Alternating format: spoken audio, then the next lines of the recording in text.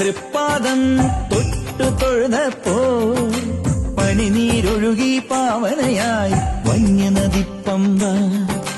അയ്യപ്പ തൃക്കാൽക്കൽ വീണു തൊഴുമെന്നിൽ അതുപോലവിടുന്നേകണമേ എന്നും അനുകമ്പ.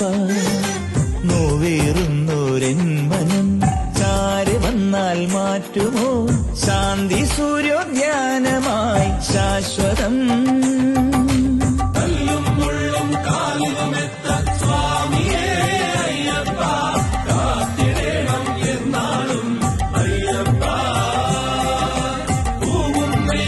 തേങ്ങയും